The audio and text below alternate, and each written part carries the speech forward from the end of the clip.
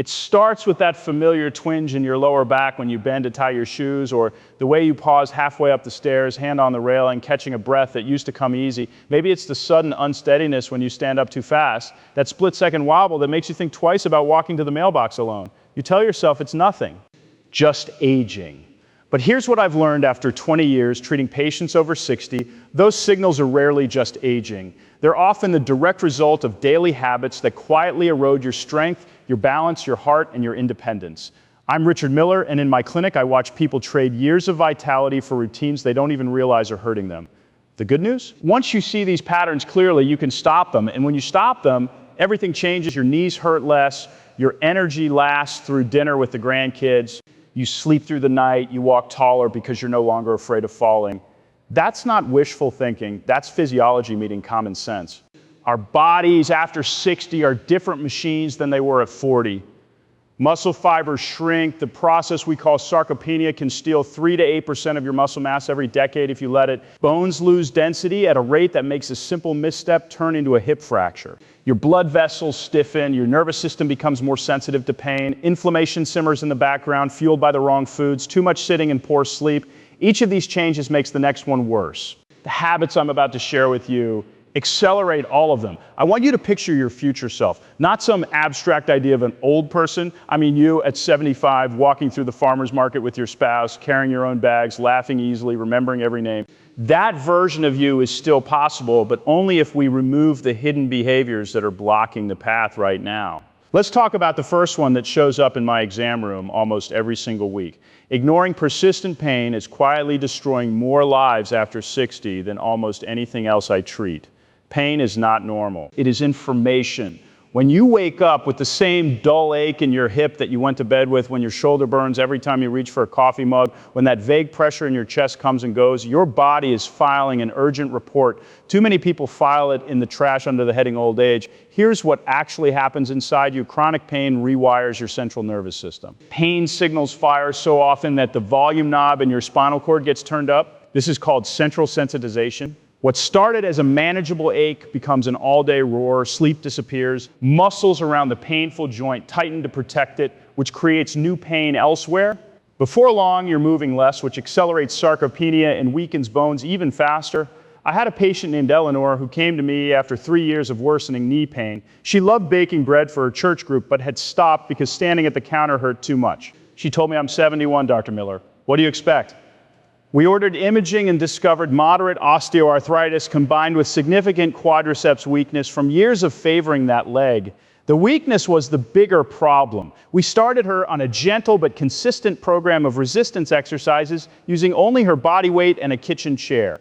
Within 10 weeks, she was back in the kitchen kneading dough again.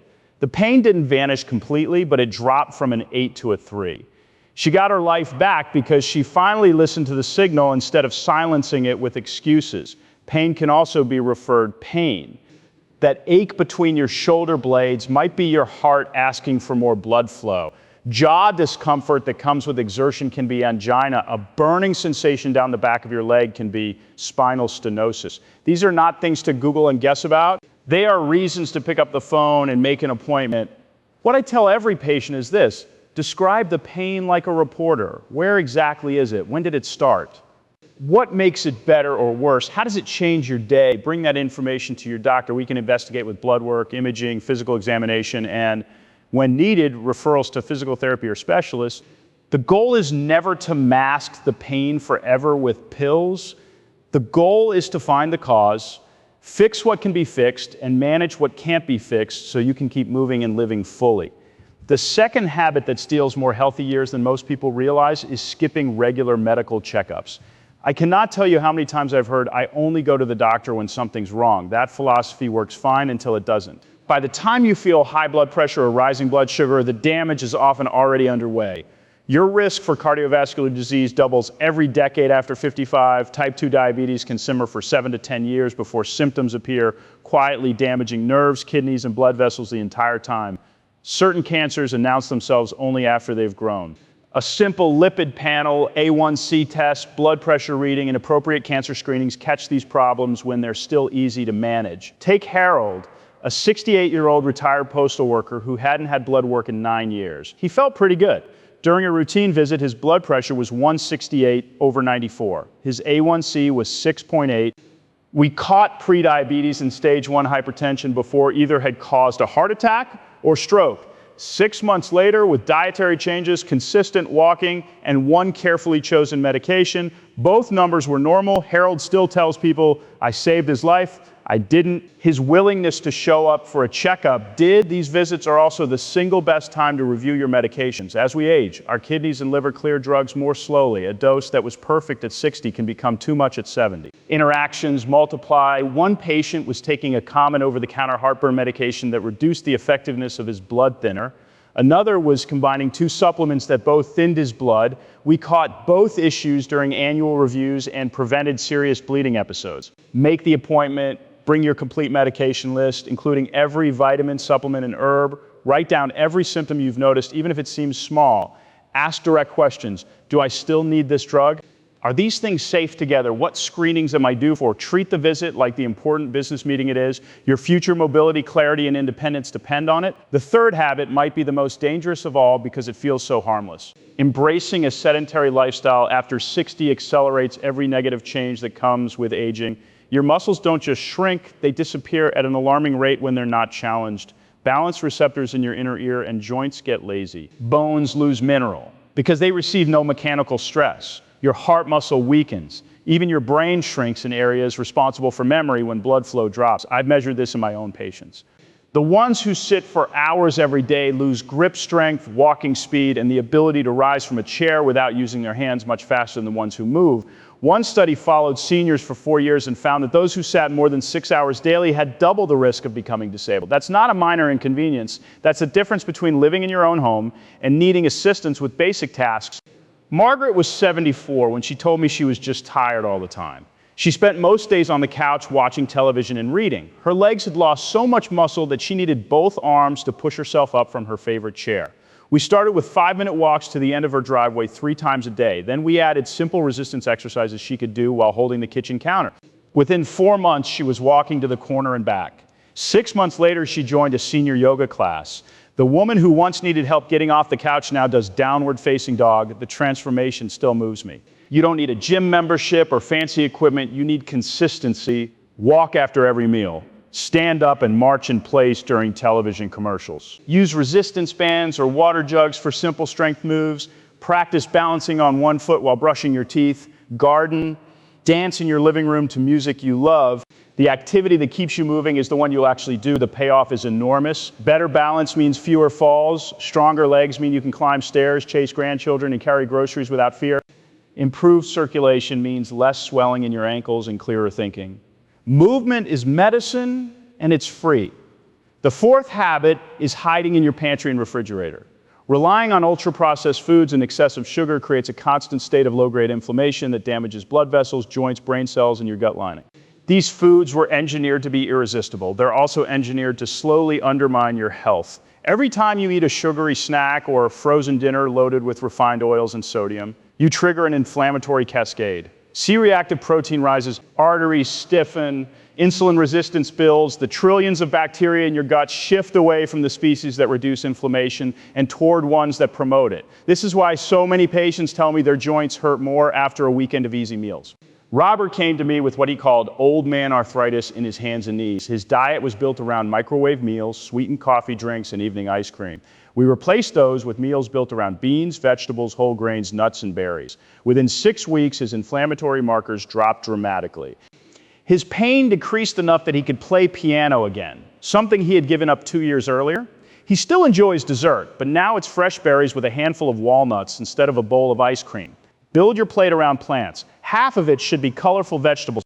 Add beans or lentils for protein and fiber. Include whole grains like barley or farro. Snack on apples, carrots, or a small handful of almonds instead of chips. Cook once or twice a week in portion meals so healthy food is the convenient choice. Read labels. If sugar is one of the first 3 ingredients, put it back. Small swaps repeated daily create massive change over months. The fifth habit might surprise you with how much it affects everything else.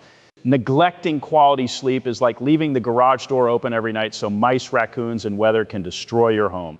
During deep sleep, your brain activates its waste removal system. The glymphatic system flushes out beta amyloid proteins linked to Alzheimer's disease.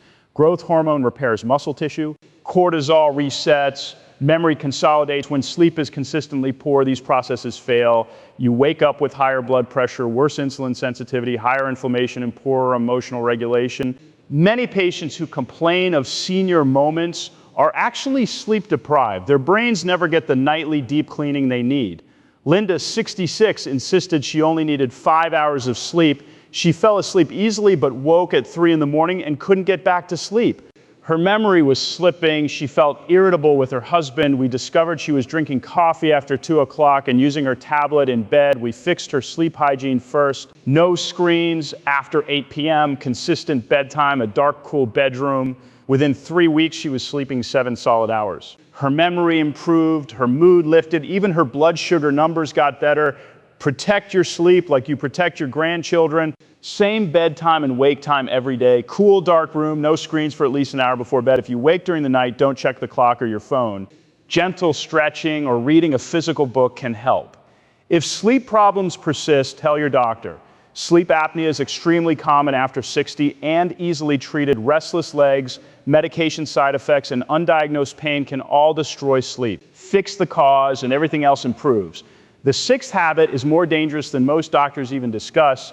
Isolating yourself socially creates the same mortality risk as smoking 15 cigarettes a day. Loneliness drives up cortisol, blood pressure, and systemic inflammation. It doubles your risk of dementia. It makes pain feel worse and recovery slower. Your brain is wired for connection. When that connection disappears, the stress response stays switched on.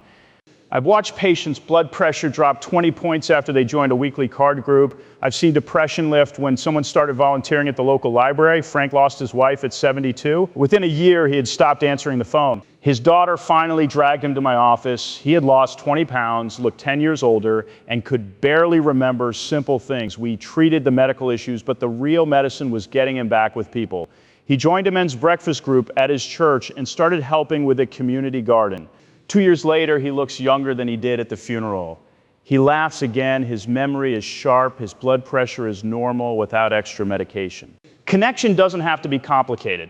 Call one friend every week. Join a walking group, a book club, a choir, or a woodworking class. Volunteer, take a continuing education course at the community college, host a simple potluck once a month. The format matters less than the consistency. Your brain and your immune system both need regular human contact the same way your muscles need regular movement.